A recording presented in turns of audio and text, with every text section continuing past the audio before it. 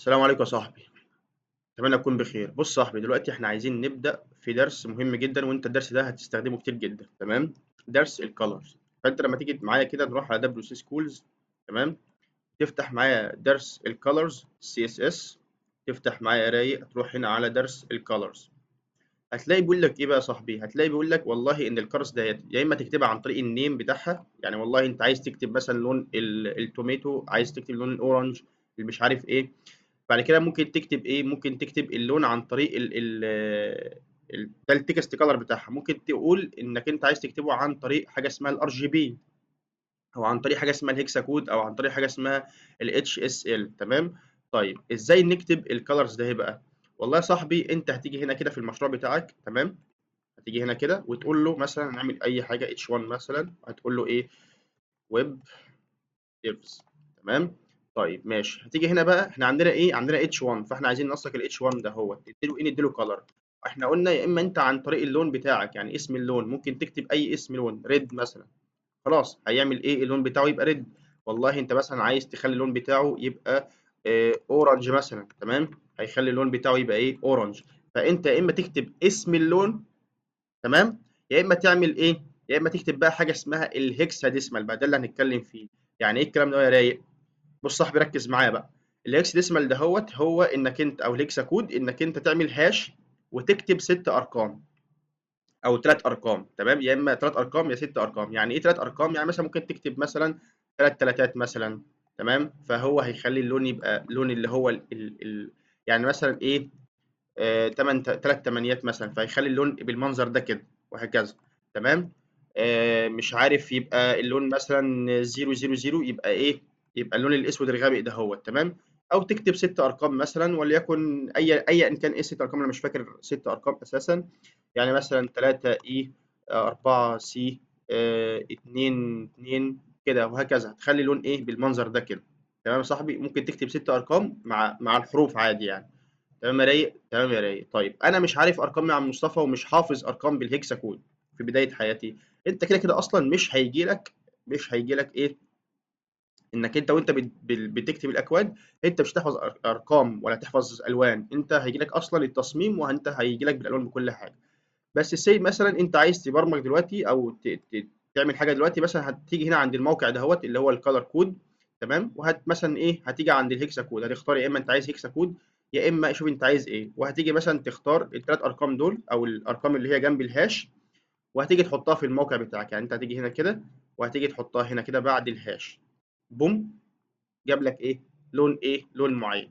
طب مثلا انا مش عايز الوان اللي هي في الموقع ده، يعني انا الالوان دي مش عجباني، مش متنسقه، مش عارف ايه. والله يا صاحبي في اكستنشن، تمام، اسمها اللي هي دي. الاكستنشن دي يا صاحبي اللي هو اسمها سمارت كولر بيكر.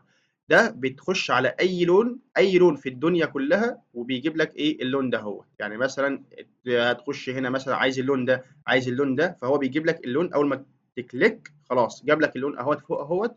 وايه تعمله؟ فبتحملها ازاي؟ بتروح على جوجل وبتبحث عنها عادي خالص. بتبحث عن الاسم بتاعها اللي هو اسمها ايه. تكتب اسمها اللي هو سمارت اهو. هتكتب اسمها كده بكل سلاسة وبكل بساطة. تكتب ايه؟ سمارت. سمارت ايه بقى؟ انا مش فاكر اسمها. سمارت كولر بيكر، سمارت كولر بيكر، سمارت كولر. تمام؟ سمارت كولر بيكر اكستنشن. تمام؟ اهوت هتلاقيها اهيت على الويب. تمام؟ وهتنزلها عادي خالص، وهتعمل كل حاجة. هنا بدل كلمة ازالة هتبقى عندك كلمة اضافة، وهتنزلها وهتيجي عندك هنا كده، وتعرف تستخدمها عادي خالص. تمام يا صاحبي؟ تمام. تعالى بقى نرجع لدرسنا تاني عشان خاطر ايه؟ ما نتطرقش لموضوع تاني. ده بالنسبة للهكسا ايه؟ كود. طيب ماشي. طيب ده بالنسبة، طبعا انت دلوقتي في البيكر دهيت، انت هتجيب اللون ازاي؟ هتجيبه عن طريق انك انت هيجي لك الالوان اهيت عن طريق الهكسا او الاتش اس ام ال او الار جي بي. شوف انت بقى عايز تاخد انهي كود بقى. تمام؟ طيب ماشي. دلوقتي احنا عايزين نعمل ايه؟ عايزين بقى ناخد مثلا لون زي الار جي بي. طب ايه هو الار جي بي؟ الار جي بي يا صاحبي ان هو يا اما اي الوان خلقها ربنا بتتكون من ثلاث الوان ده هم. يا اما اللون اللي هو الريد، يا اما الجرين، يا اما البلو. لو انت جبت الثلاث الوان دول وخلطتهم مع بعض هيطلع لك لون اصلا ثالث خالص. تمام؟ تمام. طيب ماشي. بص صاحبي، دلوقتي انا مثلا بيبتدوا الارقام دي ازاي؟ بيبتدي من الصفر لغايه 255. تمام، يعني انت لو عايز مثلا اللون الاحمر تكتب 255 255 ودول اصفار مثلا، وده صفر وده ايه، ده صفر، فهيجيب لك الايه، اللون الاحمر. طب انت مثلا عايز اللون اللي هو ده، اللي هو مثلا ده يبقى صفر والايه وده يبقى اللون مثلا ال 255، فبالتالي هيجيب لك ايه، هيجيب لك اللون الجرين. طيب ماشي، لو انت عايز ده يبقى صفر، ده يبقى صفر وده يبقى ايه 255، فبالتالي هيجيب لك الايه، اللون اللي هو الايه، اللي هو البلو. طب لو كلهم 255 هيجيب لك الايه 255، وده كمان 255 هيجيب لك لون ايه 255، هيجيب لك اللون الابيض. تمام تمام. طيب ماشي، لو كلهم اصفار هيجيب لك اللون الايه الاسود. تمام يا صاحبي، تمام يا صاحبي، لو كلهم اصفار هيجيب لك الايه، اللون الاسود.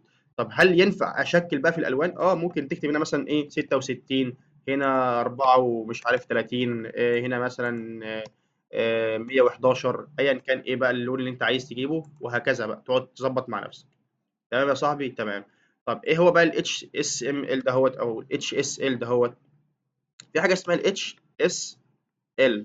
تمام، ال HSL دهوت يا صاحبي هو color تمام from كذا، وتبدا تكتب الارقام. يعني ايه، مثلا انت مثلا تكتب مثلا رقم 5 هنا، وهنا رقم 100% مثلا، وليكن 100%، واللي بعده برضو رقم ايه 100%. تمام، فيبدا ايه يجيب لك لون، يعني مثلا اللون ده انت عايزه مثلا رقم 9، تمام، وهكذا. تمام، فانت مش حافظ مثلا الارقام، فهتيجي هنا كده، فهتبدل مثلا في الايه في المية في المية، هتخليها مثلا 90%، وهكذا.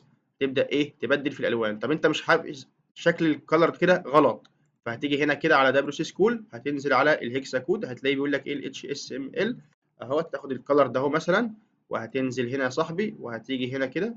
ولا ليه بقول اتش اس ام ال ديت، ايه يعني اسمها اتش اس ال عادي، يعني في ايه. هتيجي تاخد الكلر يا صاحبي وايه وتشتغل عادي خالص، وهتلاقي الايه الكلر جه معاك اهوت، وتغير هنا مثلا عايز تخليه 6 مثلا، عايز تخليه مثلا هنا 30% بس مش 90، وهكذا بقى يا صاحبي. تبدأ بقى ايه انك انت تغير هنا مثلا تخليه مثلا 50 وتبدأ بقى ايه تظبط مع نفسك. هنا مثلا انت مش عايزه 6، انت عايزه مثلا 100 مثلا. تبدأ بقى انك انت ايه تغير في الالوان وهكذا يا صاحبي. تمام يا صاحبي، طيب. افرض انا عايز مثلا اغير في الباك جراوند، نفس الفكره صح، هتكتب باك جراوند كلر، وتبدا بقى يا اما تاخد الالوان بالاسم بتاعها يا اما بالهكسا كود. طب انت مثلا عايز الهكسا كود بتاعها، هتعمل ايه، هتكتب اي الوان اهو يا عم، والله العظيم اي الوان في الدنيا عادي خالص، وهتبدا تغير ايه في الكلر بتاعها. تبدا مثلا تخليه مثلا وايت مثلا، عشان خاطر ايه يبقى انت ايه برنس. تمام، بس عادي خالص. طب عندك حاجه تانية اسمها ايه، اسمها الجريدينت. هتيجي هنا مثلا في الايه في السي اس اس، هتيجي هنا في السي اس اس وتعمل كنترول اف، وتبحث عن حاجه اسمها الجريدينت مثلا اهو. تنزل تحت كده هتلاقي ايه عندك حاجه اسمها الجريدينت، هتشوف بقى بيكتب الكود ازاي. الجريدينت يعني ايه، يعني اللون بتاعك هيبدا من كذا وينتهي عند كذا. تمام، يعني مثلا هيبدأ من اللون الأبيض وينتهي اللون الأسود، أو يبدأ مثلا من اللون اللي هو البيربل وينتهي عند اللون مثلا البينك، أيا كان بقى. أنت شوف أنت بقى ظبط مع نفسك الألوان. طيب، هتكتب الكود إزاي يا صاحبي أهو؟ تعالى كده، هتاخد كده الباك جراوند، بلاش ايمج، عايزينها كلر. تمام، لو ينفع يبقى كلر تمام. المهم يعني ايه، تعالى ناخد الجريدينت دهيت، اللي هو الجريدينت فين، الجريدينت جريدينت، مش عايز اللينير، انا عايز الجريدينت العاديه، الباك جراوند الجريدينت العاديه. تمام، طيب. تعالى نفهم بقى بيتاخد الكود ازاي، تعالى افهمك بقى الكود بيتعمل ازاي. هتاخد ده كده، تمام، وهتاخد ايه هتكتب هنا كده الباك جراوند كولر اهوت، لينير جريدينت عادي خالص. تمام، تعالى بقى نقف ايه عشان نظبط الموقع بتاعنا. طيب، يعني ايه تو، يعني مثلا انت عايزه من فوق ولا من تحت، من اليمين ولا من الشمال، وهكذا. تمام تمام، طيب ماشي. دلوقتي طبعا احنا مش عايزين ده، عايزين باك جراوند بس. تمام، طيب ماشي. يبقى الباك جراوند لينير جريدينت، يبقى انت دلوقتي منين، من البوتوم. طب من البوتوم هيبدا ايه، هيبدا من اللون الايه، من اللون الاحمر للون الاصفر. يبقى انت بتجيب من البوتوم من اللون ال الاحمر، وينتهي عند البوتوم باللون الاصفر. تمام تمام. طب لو انت قلت توب، يبقى ايه، يبقى هو هيعكس، يبقى انت بيبدا من اللون الاحمر وينتهي في التوب عند اللون ايه الاصفر. طب لو انت قلت رايت، يبقى ايه الرايت ازاي، يبقى انت دلوقتي هينتهي عند اللون الاصفر في الرايت، يبقى لو قلت رايت ينتهي عند اللون الاصفر فين؟ في الرايت اهوت. يبقى هيبدا باللون الاحمر وينتهي ايه عند اللون الاصفر ايه؟ في الرايت. جميل جميل. طب لو انت قلت ليفت هتعكس بقى ليفت ليفت. تمام يا عم ليفت. تمام يا صاحبي تمام. يبقى كده ايه؟ عكس الموضوع. طب هل ينفع اكتب هيكسا كود؟ اه عادي جدا. هتكتب مثلا ايا كان ايه الالوان، الوان مثلا ايا كان ايه الكود بتاعها، اي سي مثلا ايا كان ايه الكود بتاعها وهكذا. طب مثلا اللون ده عايزه مثلا يبقى لون تاني خالص، يبقى مثلا الوان زي دي كده مثلا، طبعا بالهاش. تمام. هتنقص مثلا رقم عشان خاطر يظبط لك الموضوع وبس وخلاص. يبقى انت ايه؟ اللون ده مثلا. تمام. وهتقعد بقى ايه تظبط مع نفسك. يبقى انت فهمت ايه هو الجريدينت، وفهمت يعني ايه باك جراوند، وفهمت يعني ايه كلر، ويعني ايه هيكسا كود ومش عارف ايه الحاجات دي كلها. بتبدا بقى ايه؟ تظبط مع نفسك يا رايق. اصلا كده كده مع التكرار الاكواد دي هتتحفظ وهتبقى برنس فيها اساسا. بس كده يا صاحبي. شكرا.